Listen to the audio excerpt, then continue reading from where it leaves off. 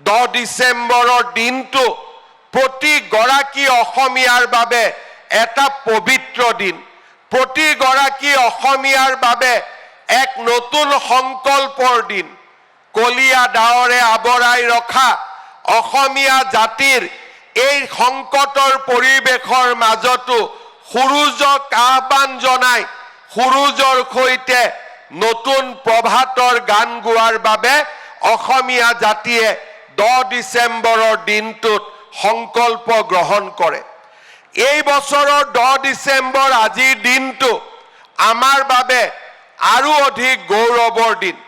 2019 চনৰ 10 ডিচেম্বৰ তাৰিখে গুৱাহাটীত শ্বহীদ স্মাৰক ক্ষেত্ৰ নিৰ্মাণৰ বাবে আমি কাম হাতত লৈছিলোঁ।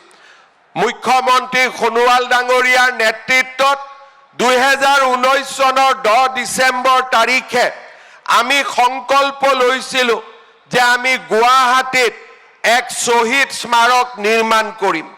চাওঁতে চাওঁতে আমাৰ সংকল্প আৰু দৃঢ় হৈছিলে।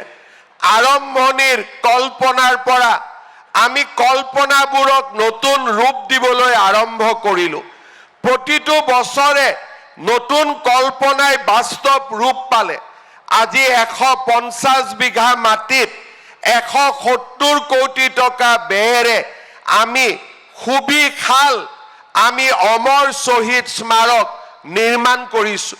যোৱাকালি সন্ধিয়া আমি শ্বহীদ স্মাৰকত অক্ষয় বন্তিত অনল সংযোগ কৰি, অগ্নি সংযোগ কৰি তাক চিৰদিনৰ বাবে অসমৰ মাটিত অক্ষয় বন্তি ৰূপে জীয়াই ৰখাৰ সংকল্প হাতত লৈছিলোঁ।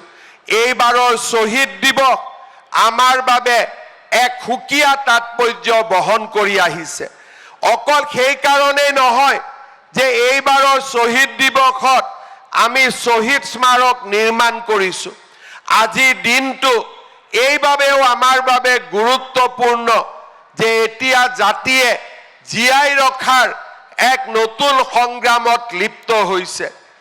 অসম আন্দোলনৰ 46 বছৰ পিছতো কৰবাত আমি সুৰক্ষিত নাছিলোঁ। আমাৰ জাতি মাটি ভেটিৰ ওপৰত প্ৰত্যাহ্বান আহিছিল। আমি অসমতে অসুৰক্ষিত অনুভৱ কৰিছিলোঁ। অসম চুক্তি স্বাক্ষৰ হৈছিলে, কিন্তু চুক্তি স্বাক্ষৰ হোৱাৰ পিছতো চুক্তিখনৰ কাৰ্যকাৰীকৰণ আৰু নতুন নতুন প্ৰত্যাহ্বানসমূহ গ্ৰহণ কৰাৰ বাবে সাহসৰ অভাৱে আমাৰ জাতিটোক দুৰ্বল কৰি পেলাইছিল। আমাৰ জাতিটোৰ ভিতৰে পৰা আমি কৰবাত নহয় কৰবাত দুৰ্বল হোৱাৰ এক প্ৰক্ৰিয়া আৰম্ভ কৰিছিলোঁ। সেই সময়তে আমি পুনৰবাৰ সংকল্প লৈছিলোঁ যে নহয়, আমি অসমৰ জাতি মাটি ভেটি ৰক্ষা কৰিম। আকৌ এবাৰ আমি দুৰ্দান্ত সংগ্ৰামত লিপ্ত হ'ম, যাতে অসমীয়া জাতিক আমি ইতিহাসৰ পাতত গৌৰৱেৰে জীয়াই ৰাখিব পাৰোঁ।